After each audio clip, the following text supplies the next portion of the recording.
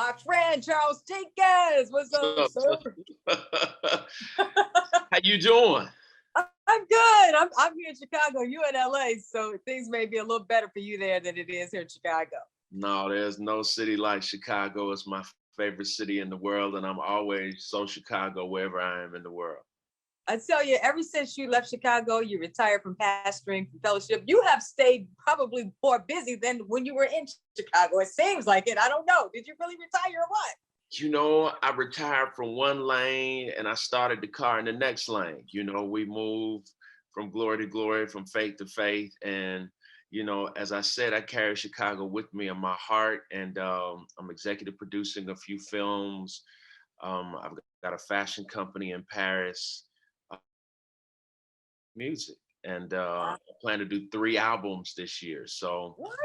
you know, and I'm hiring a lot of Black people. Let's talk about that. So, you know. I love it. I love it. I'm excited about the project. It releases today, Praise Party Volume 1. And thank you so much for sending it to me in advance. I am like on 10. When I listened to it, I was like, one thing I like about you is that you're not afraid to do traditional music. Some artists kind of stray away from that. They want to stay inspirational. They want to stay contemporary. But, you know, church music is the heart of the church. I mean, I believe. And so tell me about that. I mean, you know, you're just wanting to stick with the core of who you are and in your upbringing there at Fellowship Chicago. Well, I think that I say to gospel artists all the time, you know, when they ask my advice, that if you're a gospel artist, your base is the church. If you're going to be invited for a significant amount of times to minister, you're going to be invited to churches. You're not being invited to clubs. You're not being invited to, you know what I'm saying, parties. You're going to be invited to churches, to church concerts, to musicals. You're going to be on church tours. The secular events are few and far in between, right? You know, and so consistently, I even say to my brothers and sisters who ask me for advice, you know, even if you are more on the urban side or contemporary side, you want to have 1 or 2 songs on your album that you can sing on Sunday morning, because I say to executives that gospel music is the only genre of music where all of our fans come together the same time every week in the same places. All of the fans meet.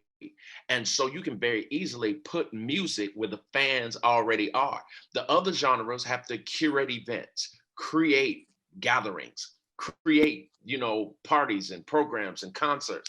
Our fans get together every week at the same time in houses of worship.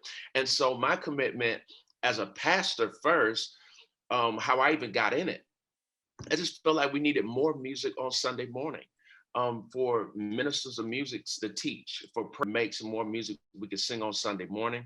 Clapping will never go out of style. Stomping will never go out of style. Singing in mass and Hammond B3, washboard, tambourine. Yeah. We like that Yes. culture. We like that. And I'm not mad. Yeah, I mean, I'm not mad. Like, I went and got Shirley Caesar. I wrote a hand clapping, foot stomping record. This is my prayer. A long time ago, I wrote it. I mean, I only heard her voice. She blessed me and got on it. I went to North Carolina and recorded her vocals, and same with Dottie Peoples. I was like, Miss Dottie, I need what you doing. We need to hear from you. We need your voice out here in the culture. And so I wrote a song that's right in her lane and vein. And but you know, I wanted to create a Sunday morning experience. As I was thinking about the pandemic, you know, so many people are home, even though we worship online. I wanted to give you church at your house. I put the communion song on the record. I heard that. Communion ceremony. Let us break bread together. So you could take communion at any moment in your house. Jesus says, as often as you would, do this in remembrance of me. So then I wrote a song long time ago, and I got a vault full of music, and Kenny Lewis asked me for a song. Everybody asks me for a This Means War record. Everybody, whoever you want to name. And he said, I want a This Means War record. And I said, I got one that I think will fit the bill.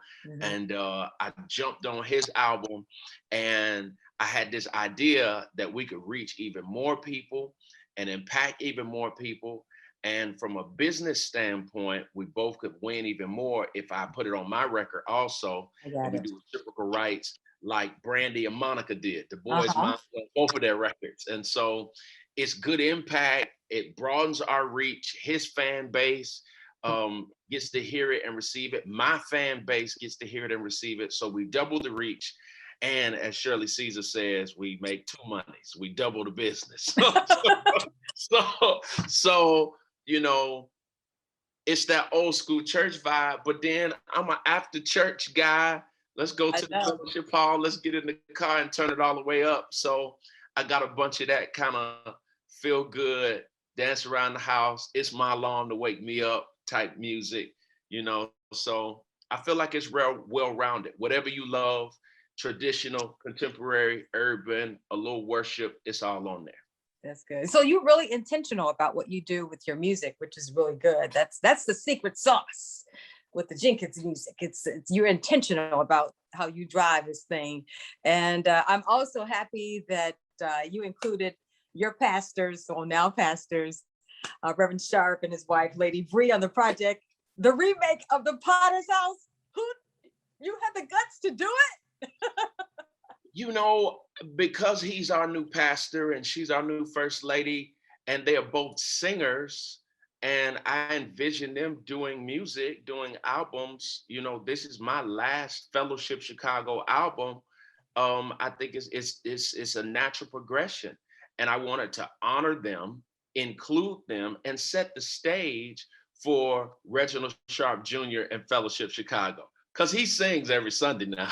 They Yes, he sing, does. He they are does. singers, and they are fantastic. And so I started meditating, and I said, what song can I get both of them on? And I was going to write a song.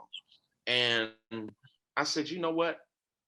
There are some songs that my kids don't know. Our kids, this generation doesn't know. They Mhm. should be remade, and with respect to the classic nature of them and the timeless nature of them and the Yeah. integrity of the quality of the song. Some of these songs our kids don't know and won't know unless we remake them or put them in front of them, and in the style and sound nostalgically they might not be able to connect as much as we'd like for them to. So I Mhm. said, you know what, I got a song that I think they would kill Bishop Walter Hawkins and Tremaine Hawkins, that classic, Yes. Daughter's House. And I said, they're millennials. So I'm a keep it in the pocket, keep it traditional, and millennialize it just a little bit and put a little bounce on the transition on the hook. And Uh-huh. it feels good to me. And everybody I played it for, you know, when it gets to that part, they like, wait, hey. So I know, right? I'm very proud of them. They're doing a great job. I stay close to them, and you know, I'm not leading nothing. I'm not running nothing. He the pastor, she the first lady, but we are all family. I tell people I'm still a member of fellowship. I tithe every week. It Okay. comes out of my check every Friday automatically before Sunday. I'm in the ship. I'm still Chicago. I'm supporting the ministry that's happening on the ground in the city, and they're doing a great job leading. And when y'all hear them on this song, I think it's gonna bless y'all. Yeah, that's good. 17 songs on this project. And we can't forget about Stephanie Mills. I don't know how you pulled that one out. She's like a superstar. Like, I was listening to the song that she did from The Wiz, and I'm like, this lady can sing. I mean, like, and her voice is still as good as it was then. And so, how did you pull that one off before we jump off the Zoom? Tell me about Stephanie Mills, that collaboration. I had the idea. A mutual friend of ours, Paxton Baker, put us on the phone. I was just thinking about the love of God, and I just started singing that hook. And I never knew love like this before. And Paxton put me on the phone with Stephanie. It was instant love. I mean, she was so kind. I told her I wanted to remake the record.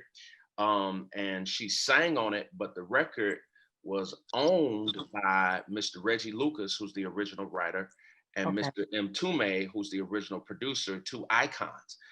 And so she gave me their numbers. I called them. I talked to both of them. I'll tell you the longest story some other time because it's a story for the record books. But they gave me their blessing. and showed me mad love and said, go do it. Nobody had ever done this to this song, because I had to get special permission because I rewrote the lyrics. I see. I had to gospelize it. So I had to get special permission and clearance. And it took me a year to get the clearance. Wow. Stephanie recorded it instantly. I was in Atlanta. She drove up from Charlotte. I was like, I'll fly you. She was like, no, I'm driving. I'm gonna take the ride. And she came in dancing, and it was a sweet day. And we got it done, and it's actually live right now. The Never Knew Love. It's our next single. Wow. Man, I'm so proud of you, Pastor Jenkins. I keep calling you Pastor. I can't get that out of my head. Everybody calls me Pastor. and I'm going to tell you this. Chicago still calls me, and people all across the country for everything. So I'm still pastor, not of fellowship, but of the culture. And thank you so much for always honoring the legacy of Reverend Clay Evans. I saw that you put in the beginning of the project, there was a tribute to Reverend Evans. Like that's a must anytime you do a project. Well, I promised him that for every fellowship project, I will open by honoring the foundation. Wow. And I'll tell you this quick story. I sent you the full record. Yesterday, I got hit by my distribution company. I had this track with his blessing. Every fellowship record, I go by the house. I ask him, what does he want to open? Boy, I don't know. You pick it. I don't know what you want. I don't know what I want. You pick it. And I get one of his hits. And as he got older, he didn't have the capacity to sing. He was like, boy, I don't have no voice. So I said, I'm going to get something vintage of you, and I'm going to celebrate you, because I started this project in 2017. Okay. And, he passed away at the end of 2019. So he was involved, I always involved him. And so I said, I'm going to get something vintage. So I found a 40-year-old Reverend Clay Evans clip. Wow. Of him singing It Is No Secret. And my distribution company hit me and said, there's some rule with Apple Music that, and Spotify, all of them, that if there is a track of someone else, but you're not on it, you can't list it. Wow. You can't have a track on your album. And I'm like, this is crazy. Like, I have his blessing. This is the church's theme song. This is vintage. Why would I want to get on this and ruin the authenticity of this classic? He was 40 years old, optimal voice, singing It Is No Secret. So they pulled that off the record. So I had to scramble and find. The record drops tomorrow. Last night I had to scramble and find a clip of him preaching, and they fought me on that. I was like, y'all gonna have to come get me. We're gonna honor his life. I'm not gonna have nothing on there to honor him. I promised him, and I promised the people, and my word is my word. So it appears that I'm gonna be able to tip my hat to him at the top of the album. I got a clip of him doing his classic preaching for a minute or so. So I love it. It's always a spirit of honor. All right, when you come back to Chicago, we got to do a live listening party there at the Ship. I'll be there. Just invite me, but we got to do something. So let's make that happen this year if the church opens up. I don't know what Reverend Sharp's plans are yet, but if possible, we got to do it. They gonna open to all of the people in Chicago. They gonna open. They just, it's precaution. It's love for you. They've already started phasing people in. The leaders are in, and they're allowing people to register, and it's a gradual build. But it's going to open, and when it opens, it's going to be really big. All right. Well, congratulations, Praise Party Volume 1. Maybe you can, put me on Volume 2, Volume 3. I'm not sure, but I'm available. I'm going to drop Volume 2 in the fall, and I got some surprises. I already got one iconic R&B legend who loves the Lord committed to be on this next volume, which I'm probably try to drop in September. So. Wow. I got music. I'm gonna fire hose you to death. Then I'm coming with a Christmas record. Oh man, I love Christmas music. You got to put me on it, Jenkins. Okay. Y'all heard it here. I'm ready. All right. Well, let's jump off this Zoom so we can play some music on the radio so folks can hear at least a few of the songs from your new project. So congratulations once again, and tell your wife and your children, your grown children, well at least your daughter. Right. Who graduated and now going to college. Please send them my love. I really appreciate and love them as well. Listen, love to your whole family. All right. God bless.